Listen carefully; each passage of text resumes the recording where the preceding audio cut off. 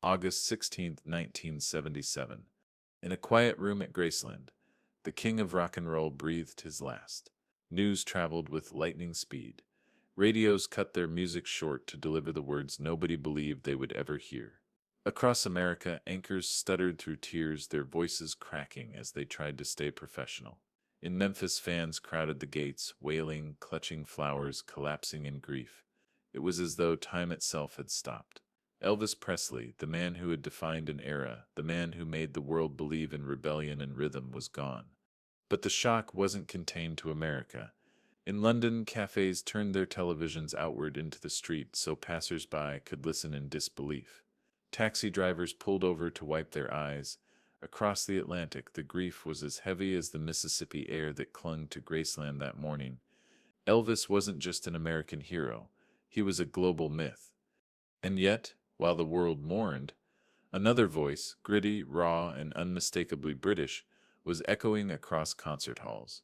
Rod Stewart, a working-class boy from North London, had been rising for years, clawing his way from obscurity into the blinding light of fame. His raspy wail was already filling arenas, his swagger unmistakable. But on that day something changed. Elvis's death left a vacuum, a hole in the heart of music that no one person could ever fill, but someone had to step into the space left behind. Suddenly, every rising star was measured not against each other, but against the king himself. And for Stewart, the weight of that comparison was unavoidable. Because here's the question that haunted the late 70s. What happens when the man who defined modern music is gone? Who dares step out of that shadow? And how does a boy raised in the smoky pubs of London become one of the unexpected torchbearers of Elvis's legacy? This isn't just the story of a career. It's a story of survival in the shadow of greatness, and how grief for one man pushed another to find his truest voice. But to understand Stewart's rise, we must first understand the standard, the impossible bar set by the king himself. And that standard was set on a black and white stage in 1956. Long before Rod Stewart ever stepped on a stage, the standard for stardom had already been burned into the world's memory. The year was 1956. A young man from Tupelo, Mississippi, walked onto the Ed Sullivan Show. The cameras rolled, and America gasped. His voice was molten, smooth and trembling, but edged with fire. His hips moved in ways polite society called indecent, but the youth called electric. Elvis Presley was not just singing songs. He was rewriting the rulebook for what it meant to be famous. Overnight, teenagers rioted for tickets. Church leaders denounced him, and parents feared the spell he cast. But whether they loved him or feared him, they could not ignore him.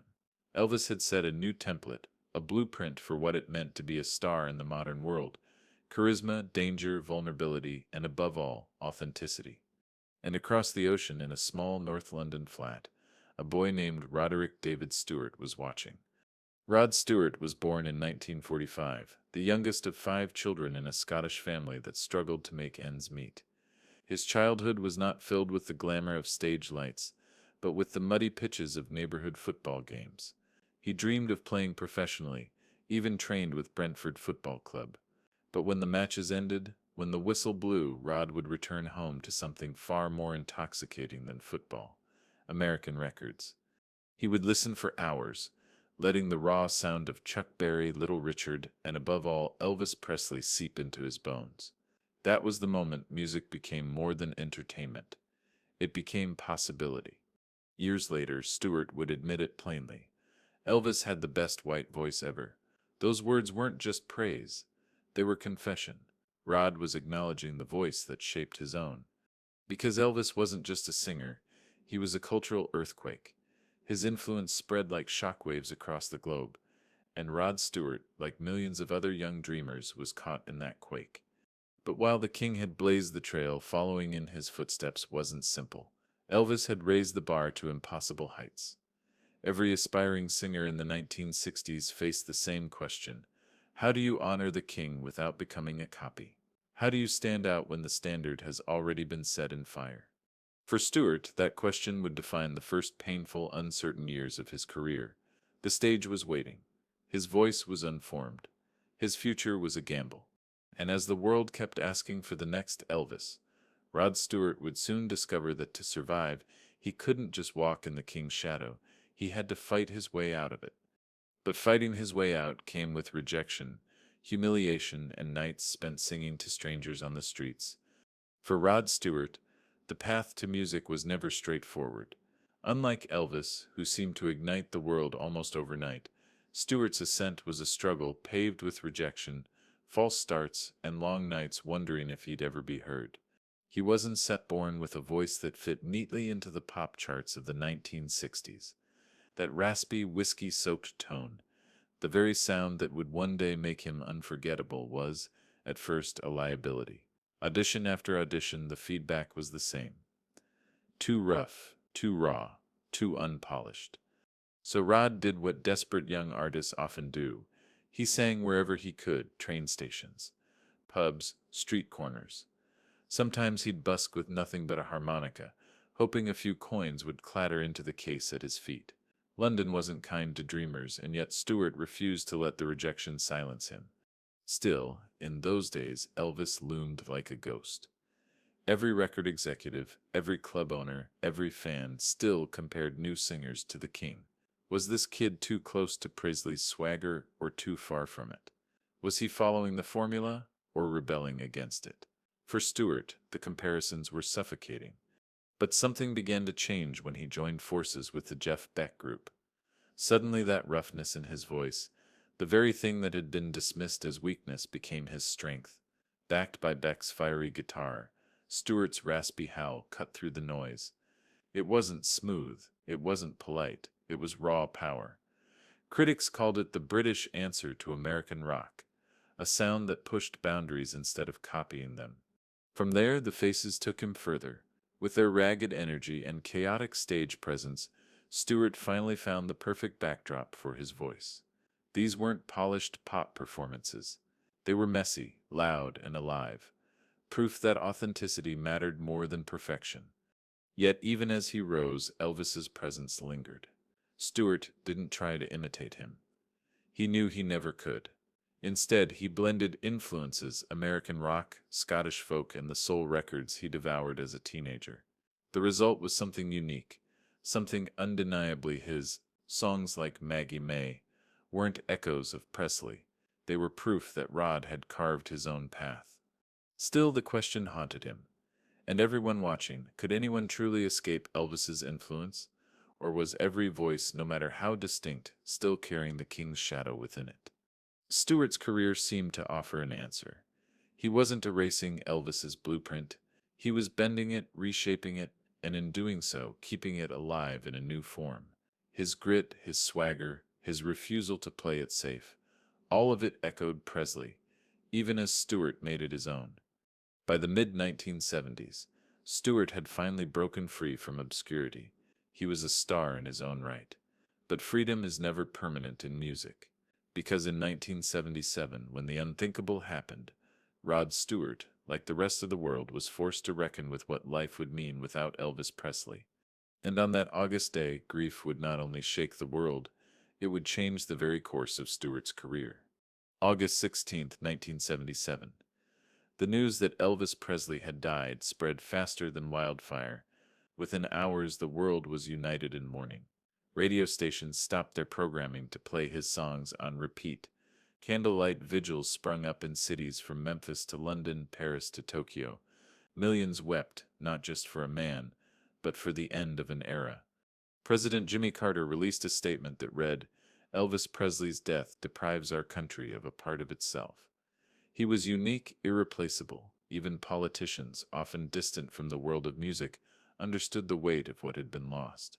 Elvis wasn't simply an entertainer. He was a cultural symbol, a man whose voice had carried the hopes, fears, and rebellion of a generation. For Rod Stewart, the shock was personal. By 1977, he had already risen into the ranks of global stardom. He was selling out arenas, climbing charts, and living the life of a bona fide rock icon.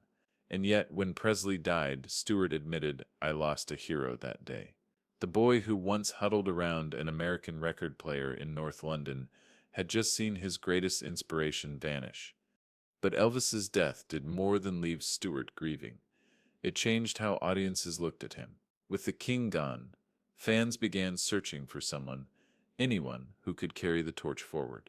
Rock and roll wasn't just about music anymore. It was about continuity, legacy, survival. Stewart, whether he asked for it or not, found himself in that spotlight. His voice, so distinct from Presley's velvet tones, yet forged in the same fire of rebellion, was suddenly heard differently. Every performance took on a new meaning. Every stage he walked onto felt heavier. Audiences didn't just want to hear Rod Stewart, they wanted reassurance that rock itself could live beyond Elvis. In the late 70s and early 80s, Stewart's concerts took on a symbolic weight. His raspy cries, his flamboyant energy, his ability to command an audience, all of it resonated more deeply after Presley's passing. Fans weren't only listening to Rod, they were in a way listening for Elvis through him.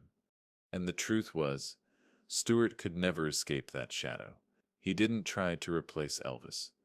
No one could, but in every tear shed during a ballad, in every rebellious grin during a fast song, Stewart was offering proof that the spirit of rock had not died with the king. Yet this burden was double-edged. For Stewart, the comparison to Elvis was both an honor and a curse.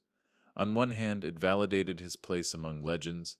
On the other, it meant he would forever be measured against a man who was larger than life. The death of Elvis Presley had left the world unmoored, and in that chaos, artists like Stewart had to make a choice: live forever in the king's shadow or carve a legacy so bold that no shadow could contain it. And Stewart's answer would come in the years that followed, as he transformed from a rock frontman into a global legend who proved he wasn't the new Elvis, he was Rod Stewart. The late 1970s were a turning point for Rod Stewart. No longer just the frontman of a raucous band, no longer the scrappy kid singing on train platforms. He was now an international star with a choice to make. Would he remain forever in the shadow of Elvis Presley, or would he seize the moment to prove he could stand on his own? The answer came with a series of bold reinventions. In 1978, Stewart released Blondes Have More Fun. The album was unapologetically brash, dripping with disco rhythms and rock bravado. Critics were divided, but audiences weren't. The record exploded across charts worldwide, cementing Stewart not as the next Elvis, but as Rod Stewart, an icon of his own design. What made Stewart's rise so compelling was how closely, and yet how differently, it paralleled Presley's blueprint. Elvis had taught the world that stardom wasn't just about singing, it was about commanding a room, turning every performance into theater. Stewart absorbed that lesson deeply. His concerts became spectacles, wild outfits, feathered hair catching the spotlight, struts across the stage that dared you to look away. He wasn't copying Elvis's swagger, he was translating it through his own raspy roar and unrelenting charisma. The influence didn't stop at performance. Elvis had pioneered the idea of Las Vegas residencies, transforming the desert city into a temple of rock and roll. Decades later, Stewart followed the same path, taking up his own Vegas residency, proving that the king's model for entertainment still burned bright. Fans who had once flocked to Presley's shows now stood in line to see Stewart, a living continuation of the spectacle. Culturally, both men shared another trait: the ability to blend. Elvis had fused gospel, blues, and country into something unrecognizable yet irresistible. Stewart did the same, merging rock with folk, soul, and later even disco, always reaching beyond the boundaries of genre. That flexibility kept him relevant, kept him dangerous, and kept him impossible to pin down. But here's the truth: Rod Stewart never became the new Elvis, and that's exactly why his legacy endures. The pressure to inherit the king's crown could have crushed him. Instead, Stewart used it as fuel. He let Elvis set the bar, then worked tirelessly to vault over it in his own way. And yet, even as Stewart carved his unique path, the echoes of Presley were everywhere. Every time Stewart stepped onto a stage in a glittering jacket, every time he dropped to his knees mid-song, every time he leaned into the crowd with that raspy plea, the shadow of the king was there, not as a weight, but as a guiding light. Rod Stewart had proven himself. He wasn't an imitator. He wasn't a replacement. He was something rarer, an artist who honored his hero not by copying him, but by daring to be wholly himself. But what does it mean decades later when two legacies intertwine so tightly that one cannot be told without the other? The answer lies not in fame, not in charts, but in the echo, the lasting resonance of the king, carried forward through voices like Stewart's. When history remembers Elvis Presley, it remembers the spark, the boy from Tupelo who lit the fuse of modern music. When it remembers Rod Stewart, it remembers the flame, the boy from London who kept that fire burning in his own untamed way. Elvis set the mold. He redefined what a performer could be, what a voice could mean. And though he left the stage far too soon, his shadow did not silence the world. It became the backdrop against which others like Stewart painted their own legacies. Rod Stewart's sound, that gravelly rasp, might never have existed without the records of Elvis spinning through his youth. His courage to push boundaries, to mix genres, to stand defiantly himself. All of it was, in some way, permission granted by the king. Stewart didn't inherit the crown. He didn't need to. What he inherited was the lesson that greatness comes not from imitation, but from authenticity. And that's why their stories are forever linked. Elvis lives twice, once through his own songs, and again through those he inspired, in Rod Stewart's voice. In his energy and his unwillingness to compromise, the echo of Elvis still rings. Decades later, fans who lived through the 1950s still feel it. Younger audiences discovering Stewart for the first time feel it too. Because that's the secret of music's greatest power. It doesn't die with the artist. It carries forward, reshaped, reborn, whispering to the next generation. So when we listen to Stewart belt out Maggie May or Tonight's the Night, we are not just hearing one man's story. We are hearing the continuation of a legacy, the sound of Elvis Presley's spirit living on in another's voice. Elvis may have left the building, but through Rod Stewart and through countless others who dared to sing after him, the echo of the king never fades. If this story moved you, share it. Keep the legacy alive, because every time the music plays, we are reminded that legends never die. They simply find new voices.